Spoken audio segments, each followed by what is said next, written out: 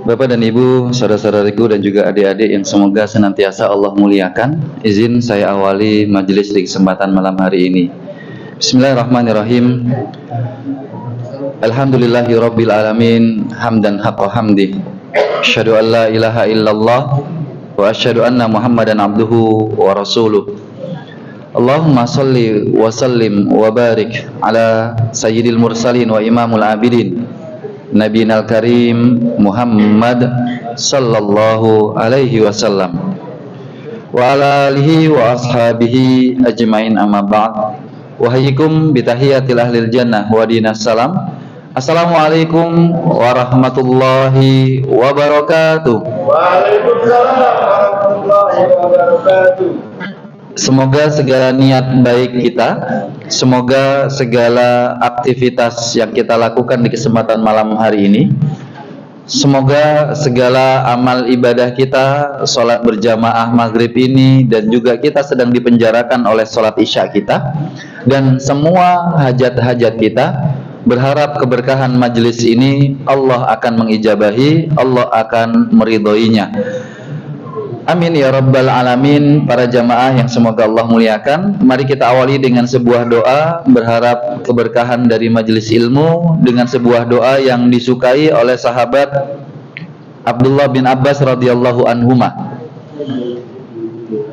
Sahabat Abdullah bin Abbas setiap mengawali majelisnya maka mengawali dengan sebuah doa yang tertulis di surat yang kedua Al-Baqarah ayat yang ke-32. Mohon diikuti. Di antara panjenengan saya tahu sudah hafal doa ini, namun untuk keterikatan hati kita masing-masing, maka mari kita lafalkan dalam kebersamaan kita. Mohon diikuti. Subhanaka la ilma lana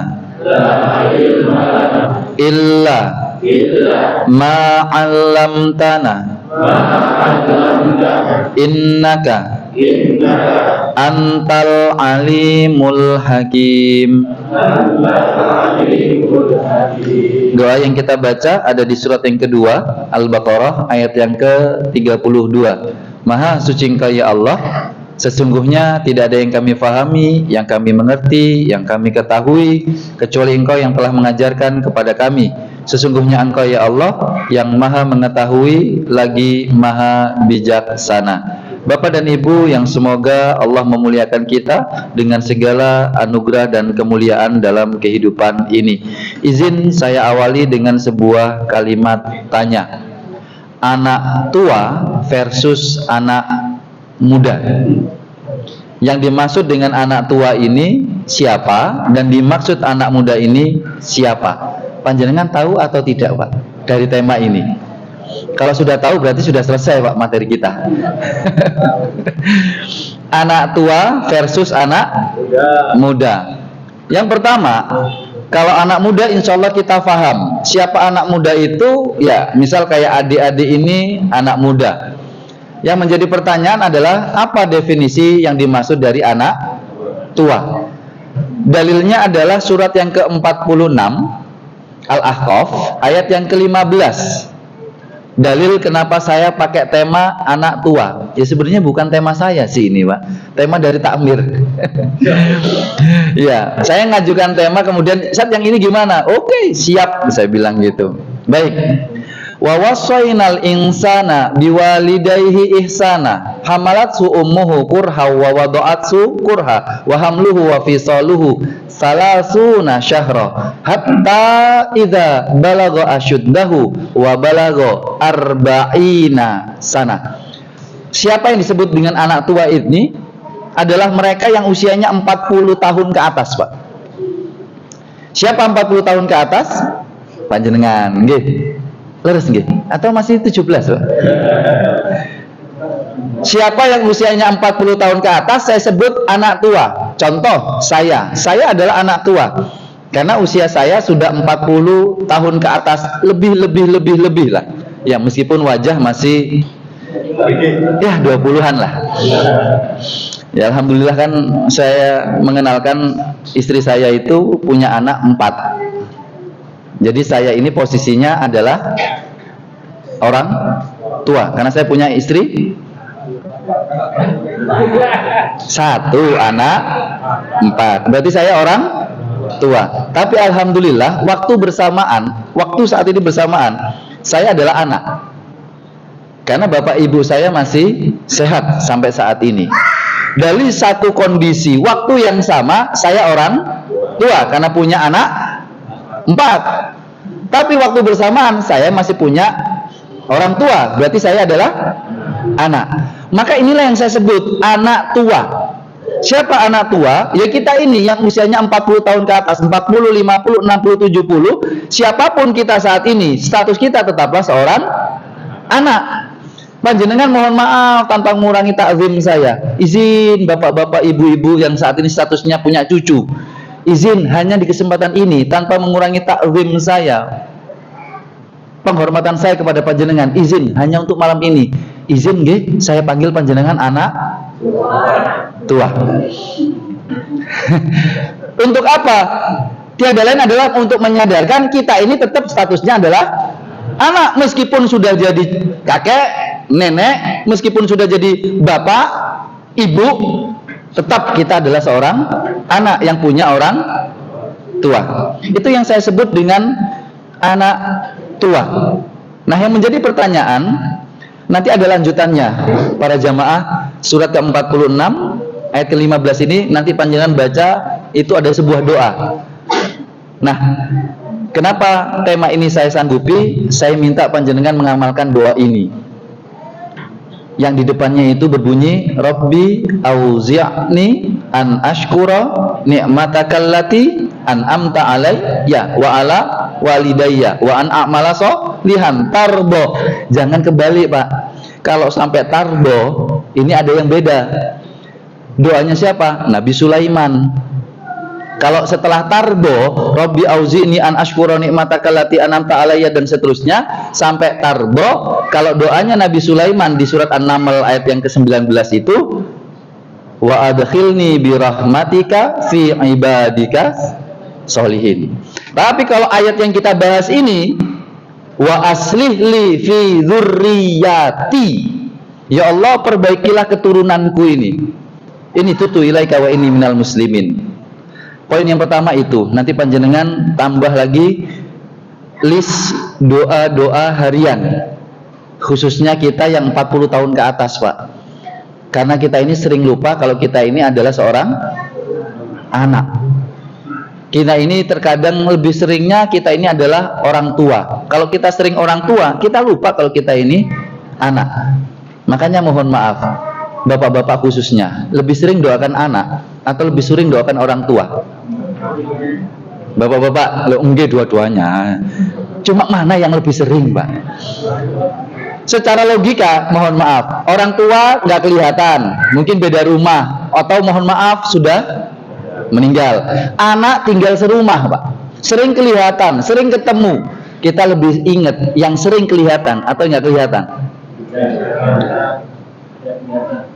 Tidak kelihatan? Oh, Masya Allah, itu berarti imannya kuat, Pak. Mengimani yang gaib. Lebih dekat sama yang nggak kelihatan. Para jamaah yang semoga Allah muliakan kita dengan segala anugerahnya. Anak tua versus anak muda. Poin yang kedua, pertanyaannya adalah apa persamaan dan apa perbedaan anak tua dengan anak muda? Pertanyaan saya, apa persamaannya, Pak? Ibu? Cerdas sama anak. Ya, anak tua, anak muda, anak. Pertanyaan berikutnya tetap sama. Persamaan yang lain? Anak muda dengan anak tua. Persamaan yang lain? Baik. Persamaannya adalah orang tua atau anak tua tidak pernah bisa memilih seorang anak. Bapak dulu pas mau punya anak bisa milih nggak, Pak? Ya Allah, anak pertama laki-laki, ya Allah, laki-laki, ya Allah, laki-laki, lahir bisa jadi perempuan. Orang tua, anak tua tidak bisa memilih anak, pun juga anak tidak bisa memilih orang tua. Ya Allah, misalnya mohon maaf, anaknya panjenengan kalau punya kesempatan memilih, jadi anaknya siapa, Pak? Harto. Pingin milih kalau zaman dulu Pak Harto, sekarang Raffi Ahmad, Pak. Jadi pingin punya bapak yang seperti itu apa Raffi Ahmad? Ya, Anies Baswedan. Bapak dan Ibu yang semoga Allah muliakan, kalau urusan anak tua nggak bisa memilih anak, dan anak pun nggak bisa memilih orang tua, sama. Cuma ada perbedaan yang mendasar di sini. Apa itu?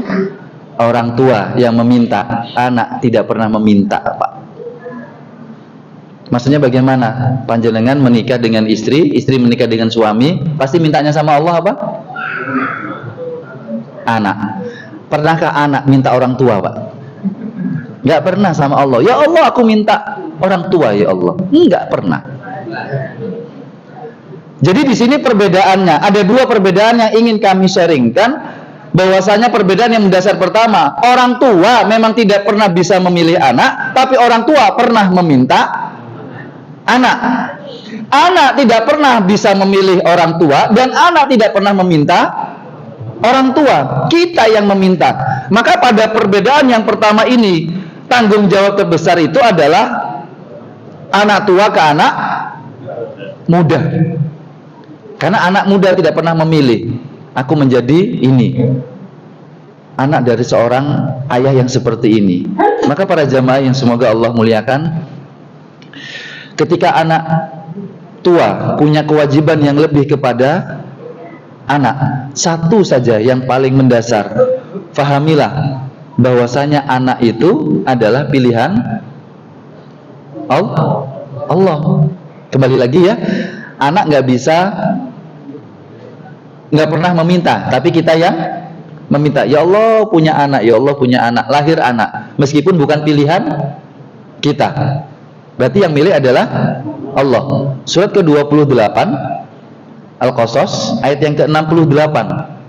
Wa rabbuka yakhluqu ma yasha'u wa yakhtar. Allah yang menciptakan dan Allah lah yang memilihkan.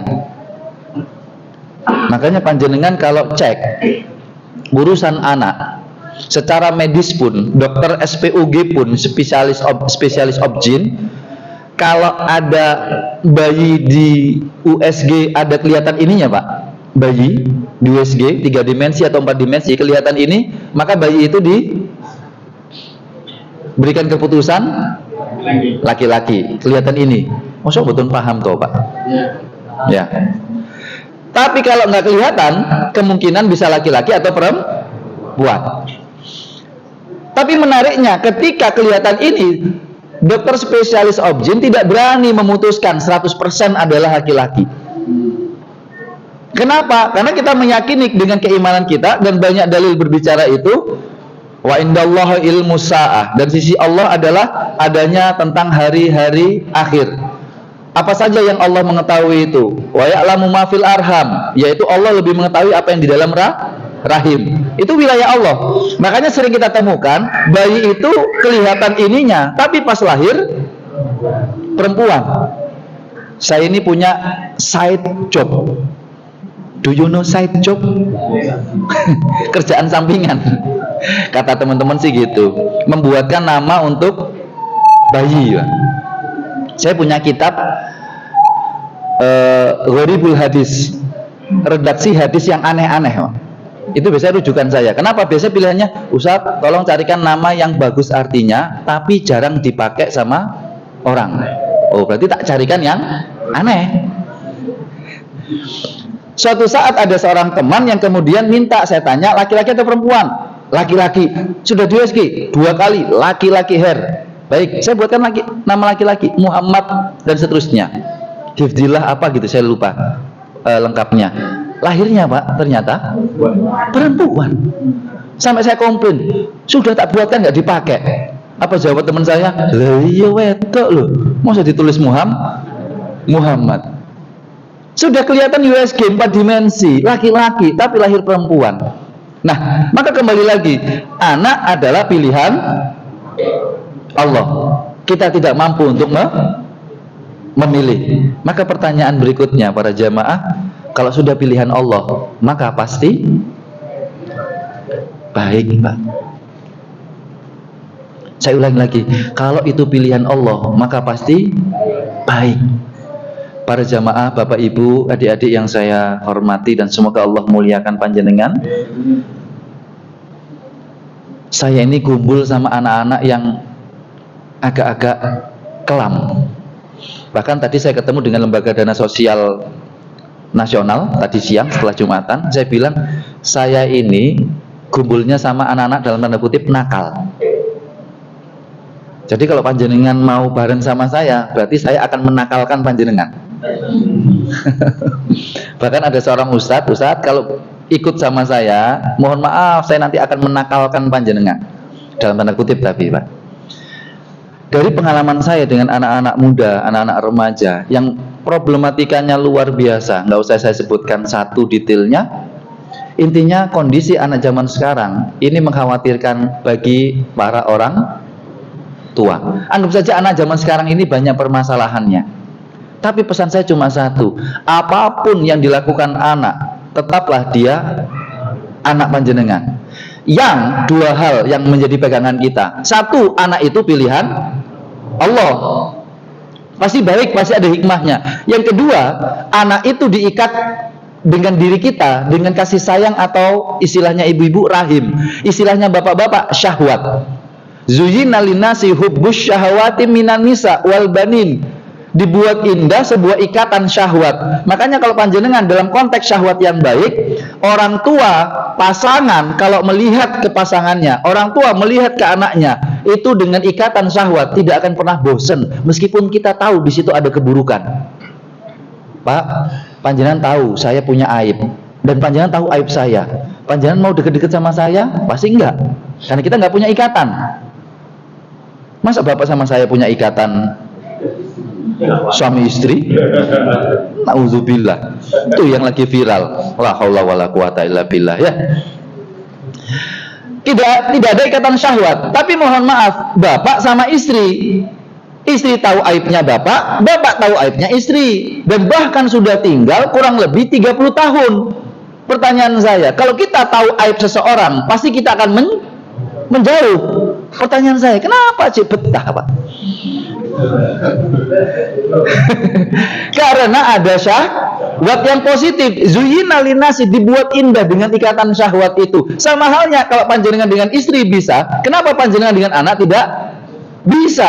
Anak melakukan kesalahan, anak melakukan mohon maaf perbuatan dosa, itu tetaplah anak yang tidak akan pernah terputus. Padahal panjenengan sama istri masih bisa putus nasabnya, sedangkan anak tidak akan pernah putus. Maka bahasanya anak muda, Pak, please, siapapun dan apapun yang dilakukan anak kita, tetaplah anak, dan itu pilihan Allah. Maka satu saja sudut pandangnya, syukuri dengan apa yang panjenengan miliki dari anak tersebut. Saya ini nelongso, kalau ada anak muda itu, ya Allah Ustaz, saya tahu saya salah Ustaz, tapi kenapa kok diginikan terus sama orang tua? Para jamaah, syukur itu artinya al-kashfu dalam bahasa Arab. Asyukru al-kashfu, artinya membuka. Tapi dalam bahasa Arab, membuka itu ada dua versi, fataha sama al-kashfu. Aktivitasnya sama tapi beda. Kalau pintu apa, Pak? Membuka, fatah. Tapi kalau tirai, panjenengan buka tirai, apa bahasa Indonesianya, Pak? Menyingkap. Al-kashfu itu menyingkap. Makanya gimana caranya supaya kita bisa bersyukur? Kita singkap. Ada sesuatu hikmah dari apa yang kita alami dari kepemilikan anak itu. Itu kalau versi saya kepada anak tua, pesan saya. Nanti pasti akan ada titik di mana anak itu akan sadar, Pak. Nggak mungkin tidak. Saya jamin, mohon maaf, anak ini itu luar biasa melanggar aturan Allah. Titik tertentu, saya yakin dalam hidupnya dia akan taubat, Pak. Namanya anak itu. Kapan itu? Sederhana. Saat panjenengan meninggal. Saat panjenengan meninggal, saya yakin sendablek-ndableknya anak pasti akan ada sebuah penyesalan di dalam hatinya. Dan ini sudah sering saya lihat Pak dari anak-anak muda. Ada teman kami, tatuan Pak, full. Bapaknya meninggal, nangisnya itu ngalang-ngalangin nangis bayi Pak. Makanya ada yang menarik, para jamaah yang semoga Allah muliakan. Kalau berbicara majelis anak-anak muda kayak gini Pak, tapi yang diisi oleh anak-anak muda, bukan anak-anak. Tema yang paling tidak disukai anak muda tentang perbincangan kajian sakaratul maut. Sepi Pak. Materi sakaratul maut untuk anak muda sepi Pak. Cocoknya memang untuk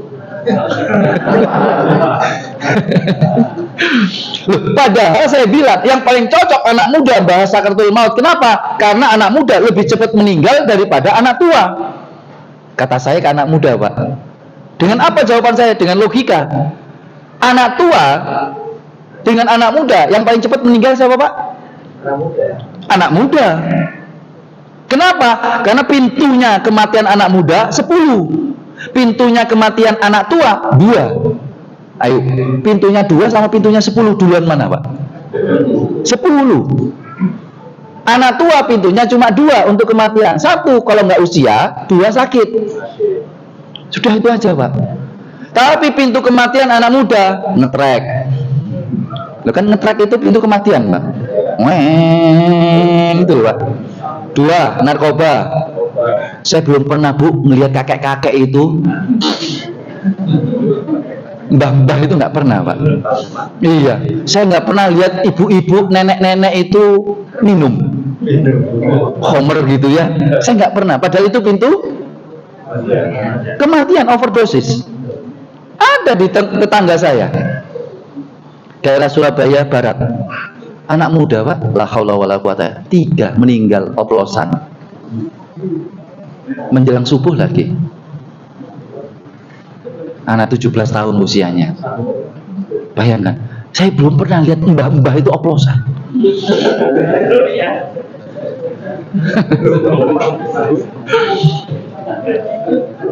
Makanya saya bilang ke anak muda, seharusnya bab-bab tentang sakaratul maut itu anak muda, tapi realitanya anak muda nggak suka. Yang suka adalah anak-anak tua.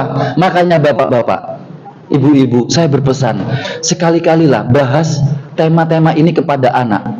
Jujur, saya tidak bisa masuk di wilayah itu. Yang bisa adalah anak-anak tua langsung ke anak muda. Siapa? Orang tua ke anak. Kapan itu pembahasan? Gampang. Sekali-kalilah panjenengan itu bahas tentang kematian kepada anak. Saya sulit Pak, saya akui saya sulit. Tema ini kematian kepada anak muda, saya nggak bisa, saya akui. Maka panjenengan yang bisa duduk lagi santai, ajukan kalimat tanya ini. Nah, piye nek bapak sesuk mati?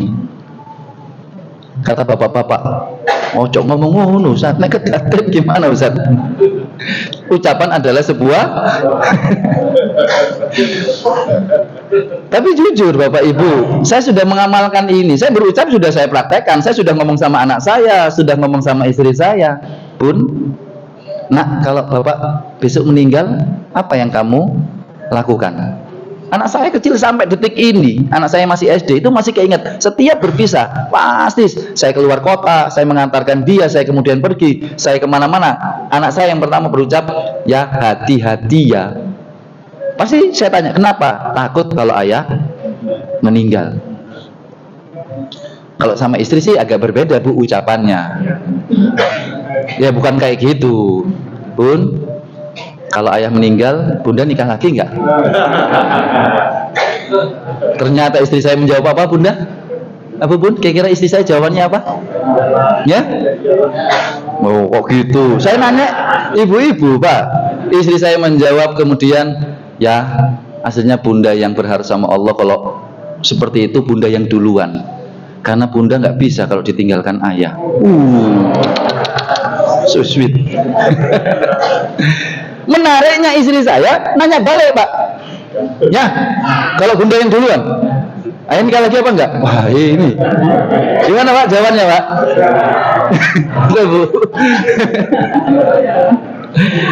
Maka saya jawab, tahu Pak jawabannya apa?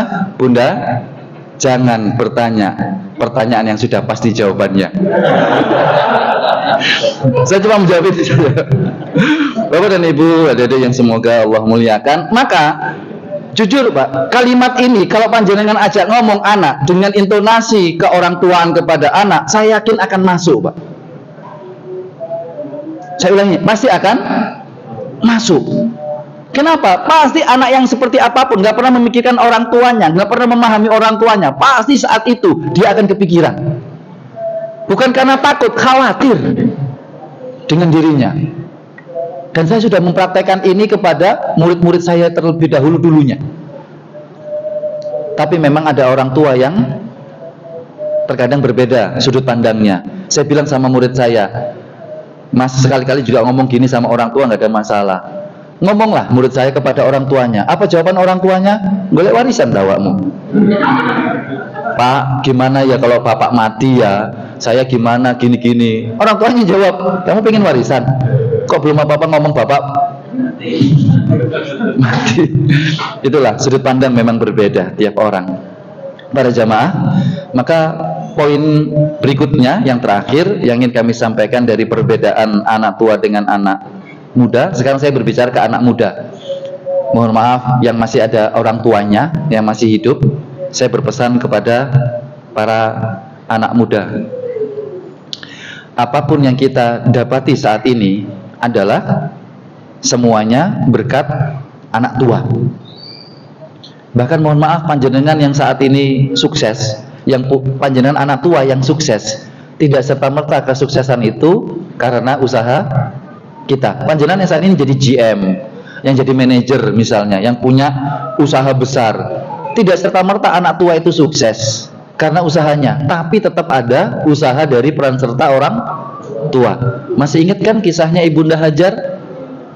Ibunda Hajar lari ke sana lari ke sini untuk mencari air. Ternyata Safa Marwah 7 kali berhasil dapat air, Pak? Enggak. Yang dapat siapa? Dek Nabi Ismail. Yang berusaha siapa? Yang dapat siapa? Ternyata yang mengusahakan orang tua, yang dapat anaknya. Kalau menurut kacamata kita, Ibunda Hajar nggak sukses karena nggak mendapatkan produk sama sekali yang namanya air. Loh, kenapa air?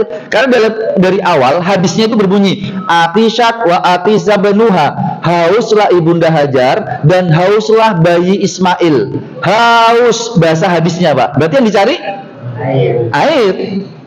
Sudah direncanakan, diikhtiarkan mencari air, airnya nggak dapat, yang dapat Ismail, padahal Ismail cuma nangis. Bahasa hadisnya fatawalla, cuma gesek-gesekkan kaki, mukul-mukulkan kakinya saja. Kalau pakai kacamata kita, Ibunda Hajar tidak berhasil. Tapi ternyata yang diapresiasi oleh Allah Ismail dengan zam-zamnya, atau Ibunda Hajar dengan sa'inya. Yang diapresiasi oleh Allah sa'inya, prosesnya. Makanya panjenengan umroh, panjenengan haji, kalau nggak pakai sa'i nggak sah, karena sa'i termasuk rukun umroh dan rukun haji. Allah letakkan jadi rukun sa'i itu, padahal nggak menghasilkan apa-apa. Panjenengan haji umroh nggak pakai sa'i nggak sah. Tapi panjenengan umroh haji ke tanah Haramain Mekah Madinah, kalau nggak minum zam-zam kebangetan. Bukan nggak apa-apa, Pak, kebangetan, Pak. Nggih, Bu, kebangetan nggih, Bu. Usah sampai sana kok minum yang lain. Maka pada wilayah ini apa hikmahnya? Hikmah yang pertama, saat anak itu mendapati segala sesuatu kebaikan dalam kehidupan ini, tetap ada peran serta orang tua. Makanya bagi kita anak muda, bagi kita anak tua, apapun yang kita dapatkan karunia Allah saat ini, itu adalah peran sertanya orang tua. Maka kembali lagi para jamaah, khususnya siapapun kita, anak tua, anak muda, doa Rabbi au zi'ni tadi. Para jamaah yang semoga Allah muliakan, anak tua yang terakhir adalah ketika seorang anak muda itu ditanya, apakah kamu bisa membalas semua kebaikan orang tuamu atau anak tua? Maka jawabannya apa? Tidak akan pernah bisa. Meskipun anak ini muda menjawab bisa, tapi pasti secara realita tidak akan pernah bisa. Tidak akan pernah bisa. Ada sebuah statement yang panjenengan pernah mendengar ini pasti. Satu pasang orang tua bisa mendidik, bisa mengayomi, bisa mengurus 10 anak. Tapi 10 anak belum tentu bisa ngurusin orang tua. Dan ini banyak kejadiannya. Tapi yang paling lebih menarik, saya tidak tahu ini kalimatnya siapa. Satu orang tua bisa mendidik, menjaga 10 anak, tapi 10 anak nggak bisa ngurusin satu orang tua. Saya tidak tahu ini ucapan siapa, Pak. Tapi yang saya sukai adalah adanya ucapan dari Umar bin Khattab radhiyallahu anhu saat berbincang dengan Uwais al-Qarni. Kan pesannya Rasulullah, kalau kamu nanti berangkat dari Yaman, kalau bertemu cari yang namanya Uwais al-Qarni. Maka Umar mendatangi Uwais. Kemudian ditanya, apa yang kamu lakukan terhadap orang tuamu, ibumu? Maka Uwais al-Qarni menyampaikan, beliau dulu pernah menyuapi aku, maka aku menyuapi beliau. Beliau dulu pernah membersihkan kotoranku, maka aku membersihkan kotoran beliau. Kalau dulu beliau pernah menggendongku, aku juga menggendong beliau. Apapun yang beliau pernah lakukan kepadaku, aku membalas hal yang sama kepada ibuku, kata Uwais al-Qarni. Tapi menariknya, statement itu langsung dipotong oleh Umar bin Khattab, Pak. Ada kisahnya ini dalam kitab Tabaqatul Kubra. Apa kata Umar bin Khattab? Yang dilakukan sama, tetapi niat berbeda. Yang dilakukan sama, tapi niat berbeda. Apa itu? Kalau ibumu melakukan itu bukan untuk kelangsungan hidupmu, tapi yang kamu lakukan kepada ibumu untuk menunggu kematiannya. Yang kamu lakukan kepada ibumu, kebaikan-kebaikan itu untuk menunggu kematiannya. Tapi yang ibumu lakukan untukmu, untuk kehidupanmu. Aktivitas sama, tapi beda makna. Panjenengan kalau lihat, dan kita masih ingat, dulu orang tua kita memandikan kita waktu kita masih kecil, kita tertawa, orang tua kita tertawa. Coba dibalik, Pak. Aktivitas sama. Anak memandikan orang tuanya, saya yakin orang tua mungkin diam, senang, tapi anak yang memandikan orang tua pasti menangis. Karena memang kondisinya tidak akan pernah sama orang tua dengan anak. Nggak akan pernah sama anak tua dengan anak muda itu. Maka benar yang ingin kami sampaikan wabil khusus kepada siapapun, khususnya pribadi saya sendiri,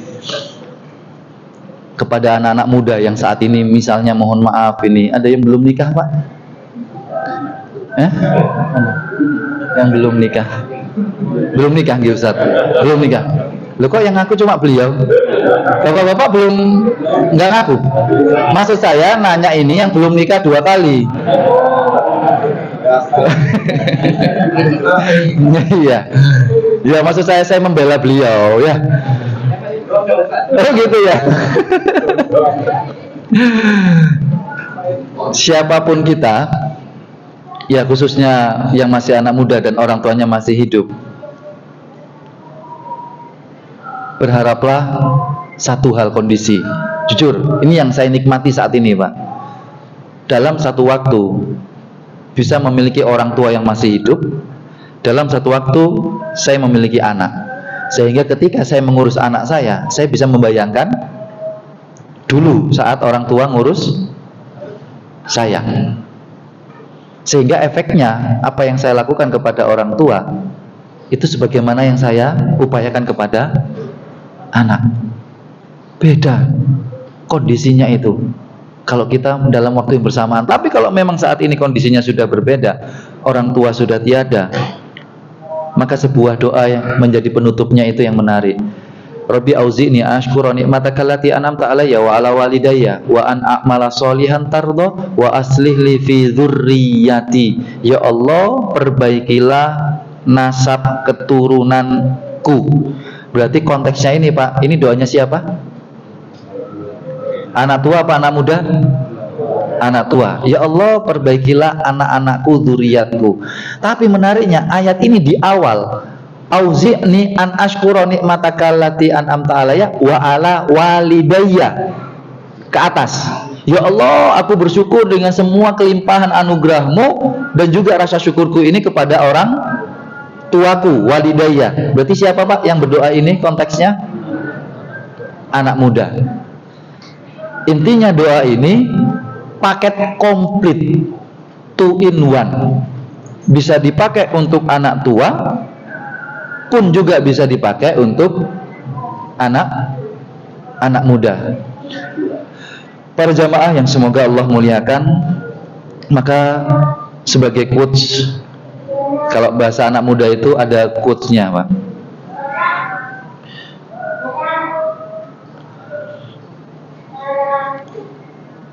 Lebih sedih siapa saat yang meninggal? Anak tua atau anak muda, Pak? Maksudnya kalau yang anak tua meninggal, anak muda sedih apa enggak gitu? Atau yang anak mudanya meninggal, anak tuanya yang sedih? Kira-kira yang paling sedih yang mana, Pak?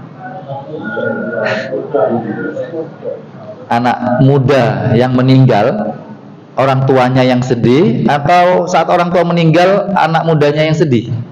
Yang paling merasa sedih yang mana? Yang meninggal anak. Alasannya kenapa, Pak? Karena kita sangat kehilangan, karena belum bisa memberikan terbaik. Anak. Oh ya. Memang seperti itu, benar, saya sepakat. Siapa yang paling sedih itu? Yang paling sedih adalah orang tua, bukan anak. Kenapa? Alasannya sederhana. Disampaikan oleh Imam Rajab Al-Hambali. Kenapa yang paling sedih itu orang tua kalau saat anaknya meninggal? Bukan kebalikannya. Orang tua meninggal, anaknya juga sedih, tapi tidak sesedih orang tua ketika mendapati putranya meninggal. Ini ada kok dalam kisah Ummu Sulaim dengan Abu Thalha. Saat anaknya Abu Thalha itu meninggal. Tapi menjadi kalimat yang baik dari Ibnu Rajab Al-Hambali adalah berucap seperti ini. Kenapa kok orang tua lebih sedih ketika mendapati putranya atau putrinya yang meninggal? Karena orang tua dari awal melihat anaknya lahir. Maka ketika ditutup dengan melihat anaknya meninggal, akan sedih.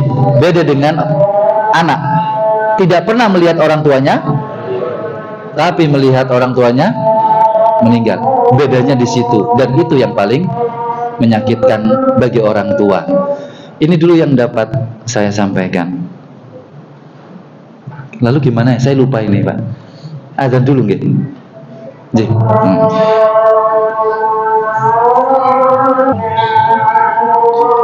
Bapak dan Ibu, para jamaah yang semoga Allah muliakan, sementara itu yang dapat saya sharingkan.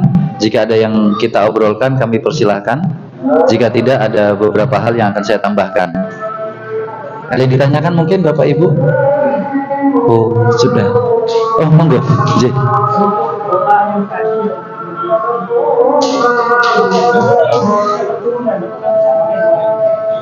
Iya, karena tadi kami sampaikan ini paket 2 in 1, maka ini tetap berlaku kepada siapapun mereka yang berpasangan, baik mereka yang memiliki keturunan atau yang belum memiliki keturunan. Maka kalau kita mendapati kondisi yang seperti ini, sudut pandangnya harus positif, Bapak dan Ibu. Karena kita tahu sudut pandang itu pasti niscaya pasti berbeda. Misalnya ada imam, kemudian di daerah saya ini ada imam yang pingin jadi imam terus, Pak.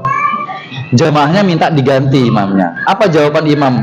Kacamatanya yang dipakai, Pak, kalau melakukan kebaikan harus istiqomah. Kacamatanya imam itu istiqomah, Pak. Kacamata jamaah egois. Satu aktivitas, beda sudut pandang. Kalau istri bilang sama suami, ini kalau dalam urusan pantun misalnya, bapak-bapak lebih suka yang mana? Kaki kanan injak gas, kaki kiri injak kopling. Suami kerja keras agar istri bisa shopping. Atau yang mana? Kaki kanan injak gas, kaki kiri injak kopling. Suami kerja keras agar istri bisa healing. Lebih suka yang healing apa shopping, Bu? Katanya ibu-ibu, healing Ustaz, tapi di mall. Sama saja shopping. Sudut pandang itu pasti akan berbeda. Mohon maaf kalau panjenengan masih belum dapat keturunan saat ini. Sudut pandangnya adalah sudut pandang Allah mentakdirkan supaya kita lebih nyaman, lebih cepat waktu dihisab. Sudut pandangnya seperti itu. Kalau panjenengan diuji sama Allah masih belum dapat keturunan, berarti panjenengan posisinya agar dipermudah waktu hisab. Tapi bagi mereka yang mendapatkan anak keturunan, maka sudut pandangnya adalah ini sebuah karunia yang tidak semua orang mendapatkan. Kenapa? Saya ini lebih banyak mendapatkan cerita orang tua yang anaknya nggak sesuai harapan. Ustadz, ya Allah Ustadz, dua anak zaman sekarang Ustadz, sulit notonya, luar biasa pelanggaran yang mereka lakukan. Maka saya jawab sederhana, Bapak Ibu. Kalau ada orang tua yang grundul tentang anak, maka saya jawab sederhana, Bu, secapek-capeknya ibu itu ngurus anak, lebih capek mereka yang sedang mengusahakan punya anak. Maksud saya bersyukurlah punya anak. Pun juga yang belum dapat keturunan tetap bersyukur. Kenapa? Sudut pandangnya tadi. Kenapa? Karena kita ini diciptakan memang berbeda, Pak. Oleh Allah diciptakan berbeda bukan untuk bertabrakan, tapi untuk saling melengkapi dalam sisi sudut pandang. Bapak-bapak dengan potensi otak kanannya, ibu-ibu dengan potensi otak kirinya. Bapak-bapak lebih suka pikirannya itu kerjasama, kompetisi, berlomba-lomba, bersaing, itu bapak-bapak. Makanya bapak-bapak egonya lebih tinggi daripada ibu-ibu. Benar, Bu? Oh iya, Pak. Akhirnya bapak ini karena bukan kerjasama, kompetisi, jujur, bapak lebih suka sendiri atau bareng-bareng, Mbak? Sendiri. Beda sama ibu-ibu, otak kirinya lebih kerjasama. Makanya kalau untuk ngumpul-ngumpul paling cepat kerjasama itu ngumpul harmonis. Mohon maaf ibu-ibu kalau melihat dua anak laki-laki sedang rebutan mainan, versi ibu-ibu itu kelahi. Tapi hakikatnya versi anak laki-laki sedang bersaing, berkompetisi. Selama tidak ada ucapan yang buruk dan tindakan fisik. Kalau versi saya, Bu, biarkan. Cuma saya tahu ibu pakai kacamata kerjasama. Loh, ini bukan kerjasama, ini eker-ekeran, tukaran, langsung diberhentikan. Dan luar biasanya ibu-ibu kalau urusan kerjasama, Pak, sampai ke teritorial yang privasi kerjasama. Pengajian itu loh, saya sering dapat ibu-ibu ke temennya, Bu, toilet yuk. Kok yo ono sing jawab, ayo. Kerjasama, Pak. Saya belum pernah menemukan bapak-bapak seperti itu. Lagi meeting pengajian, Pak, toilet yuk. Ternyata di samping sama-sama cowok, ayo.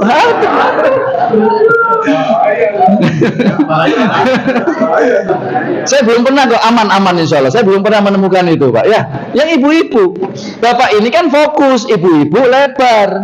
Alhamdulillah bapak di toilet fokus, ibu-ibu lebar, cek sempet negur kanan kiri. Bu, saya nggak bisa bayangin bapak-bapak. Pak, bapak kan fokus. Maka angle yang berbeda ini tolong disatukan dalam satu kacamata dalam melihat urusan apa, urusan apapun dalam keluarga. Sama halnya nih, saya tutup di sini dengan sebuah kalimat tanya. Bapak dan Ibu, anak tua dengan anak muda, siapa yang harus memahami? Anak tua ke anak muda atau anak muda ke anak tua? Anggap saja anak muda ini usianya sudah akil balik, Pak. Yang memahami. Anak tua ke anak muda? Saya pendapatnya anak muda ke anak tua. Kenapa? Karena panjenengan dari kecil sudah memahami anak muda. Panjenengan ibu-ibu khususnya pingin makan makanan yang pedas, lagi hamil 7 bulan. Ibu pingin yang pedas, tapi memahami janinnya. Akhirnya jadi makan apa enggak, Bu? Enggak. Kenapa? Karena memahami kondisi akhirnya yang diprioritaskan anak. Ibu lagi pingin sendirian, anak kemudian nangis. Akhirnya ibu memahami anak, kondisi anak. Ibu nggak jadi mencari kesenangan, ngurus anak. Pun juga bapak sama, punya uang pingin beli handphone, tapi anak waktunya beli buku. Panjenengan memahami kondisi anak. Jadi orang tua itu pasti memahami anak. Tapi zaman sekarang, anak yang seharusnya memahami orang tua kok masih minta difahami. Pak, Bu, fahami aku, arek enom. Mohon maaf kalau saya ke anak muda, salah Mas. Masnya yang seharusnya gantian sekarang memahami, gantian. Dulu orang tua sudah memahami, sekarang anak yang memahami orang tua. Tapi memang problemnya seperti itu saat ini, Pak. Maka Bapak dan Ibu, izin saya tolong sampaikan ucapan saya ini kepada anak-anak muda. Waktunya anak muda yang memahami orang tua. Maaf Ibu, maaf, panjenengan kakek, nenek, suami istri, anaknya panjenengan mau jalan-jalan, cucunya dititipkan siapa? Padahal panjenengan waktunya kajian, waktunya masjid. Akhirnya panjenengan nggawa tuh ngurus tuh. Padahal Allah hadirkan semua anatomi, metabolisme, hormonal, fisiknya kakek bukan untuk mendidik cucu. Ayo bapak, ibu-ibu bisa ngasih makan cucu? Enggak, yang bisa ibunya sama bapaknya, Pak. Kenapa? Kasih makan lari. Panjenengan bisa nututi? Secara fisik? Enggak. Panjenengan sekarang itu tahap emosinya itu naik turun. Anak kalau nggak nuruti, panjenengan pasti akan emosi. Memang kakek lebih sayang dengan cucu, tapi hanya di titik itu. Tapi untuk fisik, mengikuti, mengaplikasikan, tidak bisa. Anak. Tapi kembali lagi, orang tua memang fitrahnya selalu memahami anak. Tapi izin, pesan saya untuk anak muda, tolong gantian yang memahami orang tua. Semoga anak kita menjadi qurrata a'yun, menjadi buah hati yang selalu menjadi dambaan kita dan menjadi investasi kebaikan-kebaikan kita fi yaumil akhir. Kita akhiri dengan doa kafaratul majlis. Subhanakallahumma wa bihamdika asyhadu an la ilaha illa anta astaghfiruka wa atubu ilaik. Wassalamualaikum warahmatullahi wabarakatuh. Waalaikumsalam warahmatullahi wabarakatuh.